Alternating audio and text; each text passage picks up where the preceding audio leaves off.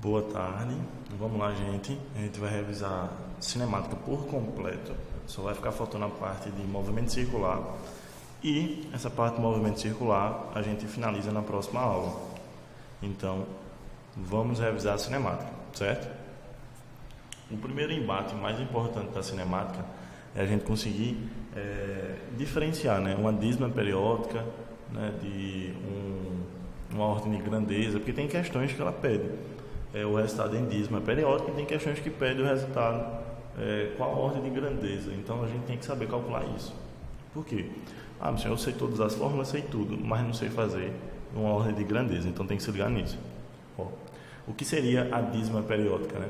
A dízima periódica é sempre colocar o valor em potência de 10. Como assim? O número 810.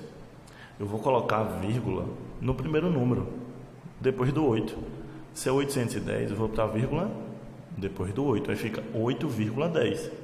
Aí eu vou ver, meu senhor, assim que eu coloquei a vírgula, eu tenho quantos valores, quantos números depois? Eu tenho 2, né? 1 e o 0. Então o 2 é justamente a potência. 810 ele fica 8,10 vezes 10 ao quadrado. A quantidade de número que fica depois da vírgula é o meu expoente. Vou dar outro exemplo. 30. 30 eu vou botar a vírgula depois do 3. 30, beleza, a vírgula depois do 3 fica 3,0. Meu senhor, depois da vírgula só tem um número. Então, na minha potência de 10 vai ter só o número 1. Vai ficar 3,0 vezes 10 a 1. E isso é dízima periódica. Então a dízima ela sempre vai ter que ser um valor que está entre 1 e 10. Porque quando é 810 eu poderia muito bem botar vírgula depois do 1, mas não pode. A dízima periódica sempre o número tem que estar entre 1 e 10. Já a ordem de grandeza é igualzinho à dízima periódica, só muda o resultado. Porque ele é o seguinte: você faz a conta toda e no final ele não vai perguntar o resultado, ele vai perguntar só a potência. Um exemplo, o meu resultado deu 3,5 vezes 10 à quinta. Aí ele só vai querer saber a ordem de grandeza, que é 10 à quinta. O resultado só é 10 à quinta. Só que aí tem uma pegadinha. Quando o meu resultado ele é menor do que raiz de 10, não vai mudar nada. Por quê, meu senhor? Porque a física quer assim. Conceitos físicos. Meu senhor, quanto é raiz de 10? Raiz de 10 é aproximadamente 3,16. Então, vamos dizer que o meu resultado deu 3. 3 vezes 10 à quinta. 3 não é menor que 3,16, então meu resultado vai ser 10 à quinta. Não muda nada. Meu senhor, meu resultado deu 2,8 vezes 10 à nona. Qual é a minha resposta se ele pedir a ordem de grandeza? 10 à nona. É menor. Meu resultado deu menos 0,5 vezes 10 a menos 7.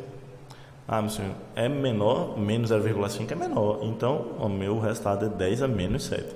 A ordem de grandeza não vai mudar se o meu número da frente ele for menor que 3,16.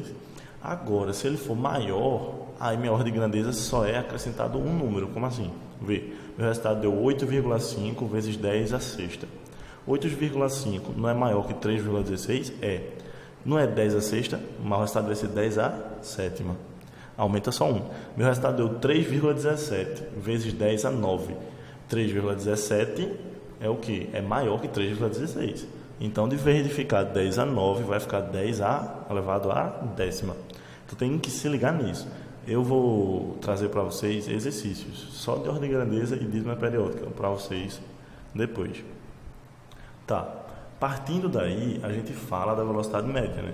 Que a velocidade média ela é nada menos do que, né, pegar todas as velocidades e dividir pela quantidade que tem. Um exemplo, meu senhor, ele foi com a velocidade para o curso de 10, aí foi, depois do curso ele foi para a escola com velocidade de 5, da escola ele foi para o mercado com velocidade de 8 e do mercado ele voltou para casa com velocidade de 7. Então foi 10, 5, 8 e 7. Foram 4 velocidades. 10 mais 5 dá 15, 5 mais 8 dá 23, 15 mais 8 é 23, né? 23 com mais 7 dá 30. 30 dividido por 4, essa vai ser a minha velocidade média. 30 dividido por 4 vai dar 7,5, então a minha velocidade média é 7,5. Isso se lhe der diversas velocidades, mas não é o que acontece. O que mais acontece é o que? O que é o que mais acontece? O que mais acontece, ele dá tempos. Ele fala assim, ó. O Missil andou 3 km em 2 minutos. Aí depois ele andou mais 5 km em tantos minutos. Isso não vai mudar muito. A gente sabe que a velocidade é ΔS por ΔT. Então é só ir calculando de 1 por 1. Ou eu pego o ΔS total e divido pelo ΔT total. Toda essa teoria vocês têm que tentar entender o meu pensamento, né? E praticar exercício. Como eu gravo a resolução, então não tem bicho de 7 cabeças. Também é bom assistir a resolução. Um tema que é muito importante é a velocidade relativa. E ele ajuda muito a resolver questões. Por quê? Porque a velocidade relativa, ele coloca 2 objetos com 2 velocidades. E o certo é você só usar uma velocidade. Então a velocidade relativa é o seguinte, imagina Milcinho está correndo para abraçar Jamile. Aí os dois estão correndo em direções opostas. Como assim direções opostas, Milcinho? Eu estou correndo para a direita e ela está correndo para a esquerda, porque a gente quer se abraçar, né? A gente está querendo correr para o mesmo ponto. Pronto.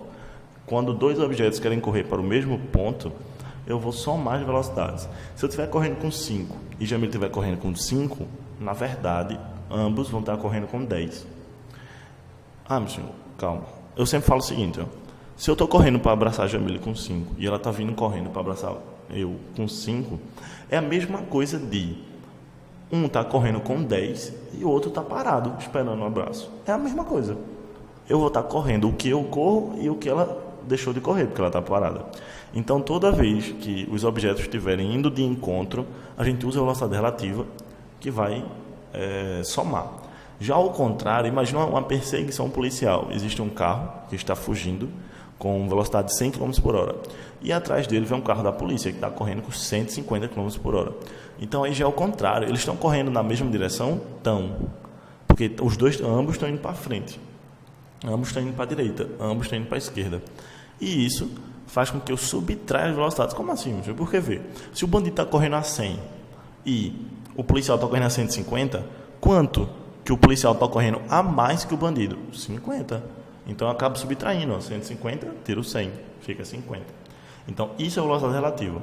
E quando é que eu vou usar, meu senhor? Quando ele der essas questões assim, de 2 objetos, 2 pessoas, 2 caminhões, uma ultrapassagem. Geralmente as questões são assim. Tem modelos de questões? Tem. E a gente vai fazer? Vai. Função horária do espaço, né? Essas fórmulas aqui eu botei a decomposição dela, que eu quero que vocês percebam que o do sorvete, ele só existe porque ele também é a fórmula de ΔS por ΔT. É a mesma fórmula, não muda nada. É S igual a S0 mais VT. É a mesma coisa que velocidade igual a ΔS por ΔT. Quando eu abro essa fórmula, eu vou ter a do sorvete. E por que eles fazem isso? Porque depende da questão. Vai ter questão que fala o seguinte, eu estava na posição 20 e fui para a posição 80. Então eu tenho minha posição inicial e minha posição final.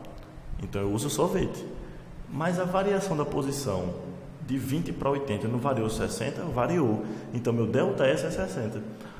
Não vai mudar, é a mesma coisa. Eu posso já usar a primeira fórmula, botando 60 ali, ΔS por ΔT, e posso usar a segunda fórmula, que é o quê? É S igual a S0 mais VT, não é?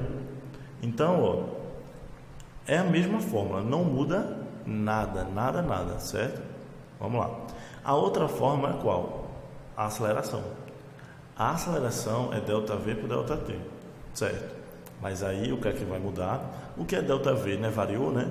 É a velocidade final menos a inicial.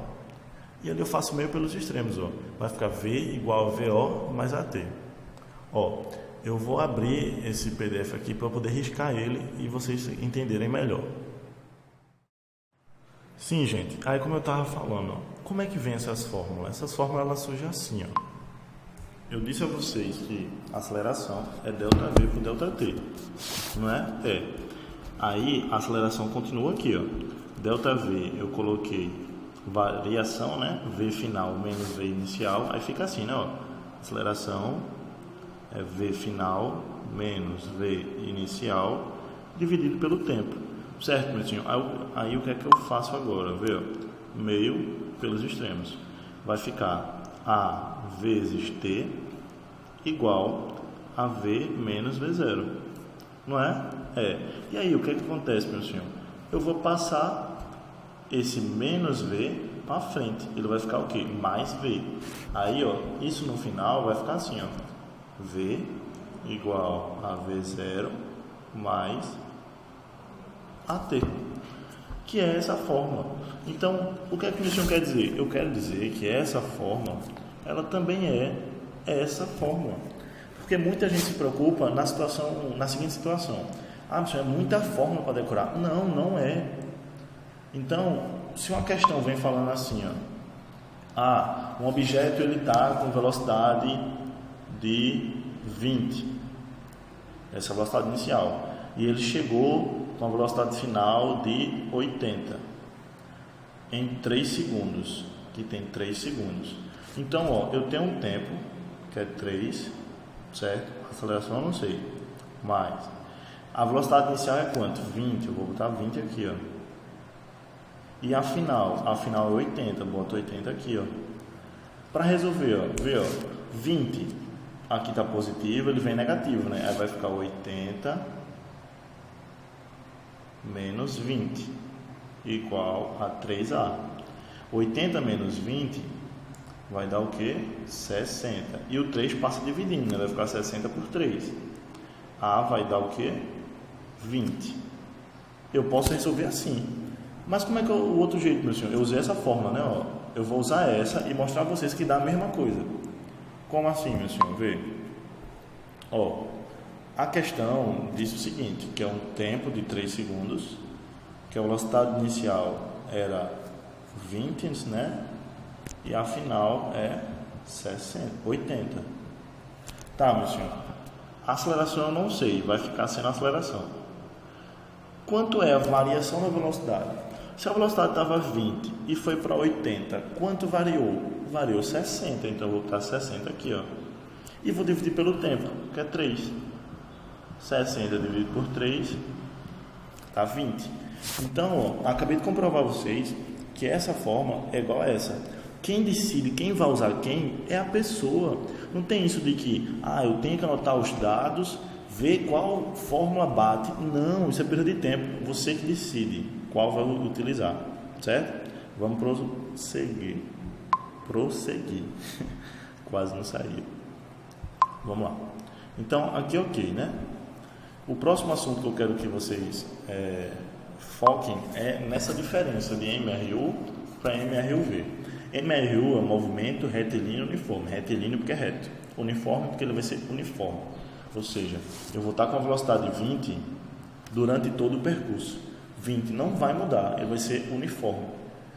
O variado não. O variado eu vou estar com velocidade 20, depois eu vou estar com velocidade de 30, depois eu vou estar com velocidade de menos 10. Então ele vai variando a velocidade.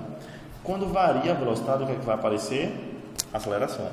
Quando não varia a velocidade, a aceleração é zero, não varia. Se a minha aceleração inicial é 20 e a final é 20, quanto é que variou? Zero, então a aceleração é zero.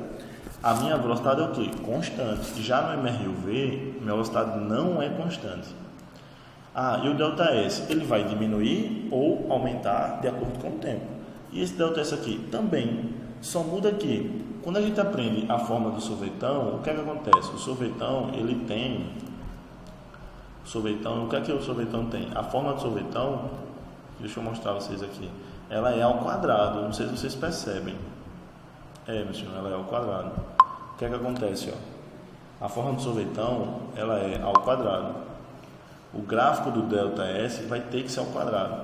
Toda vez que pedir um gráfico do ΔS em função do tempo do ΔS, ele vai ter que ser uma parábola. Por quê? Porque toda a função do segundo grau é uma parábola. Se ele for positivo, a concavidade para cima.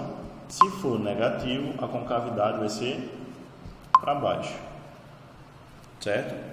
Então, gráfico de cinemática cai muito. Nesse resumo também está mostrando cada um. Qual é o gráfico da aceleração? No MRU. O MRU, a aceleração é zero. Então, ela tem que estar aqui. É zero. Meu senhor, e no MRUV, a aceleração não é constante? Então, a aceleração ela tem que estar aqui. É constante. Ou aqui. É constante. Ela não pode, de jeito nenhum, fazer assim. A aceleração não varia. O que varia é a velocidade. Então a velocidade ela varia sim no MRUV. Então esses gráficos vocês têm que analisarem, certo? Com mais calma depois, para entenderem como são os gráficos na cinemática. E essas duas formas, meu senhor, tá, quero saber não de Alex não. Essas duas formas, que é o sorvetão e o Torricelli, como é que eu vou usar ela? Quando você achar que deve ser usado. Quando a questão D, delta S, a gente fala aqui, quando não tem tempo, né? Tempo ausente, Torricelli presente. Mas isso que manda é você.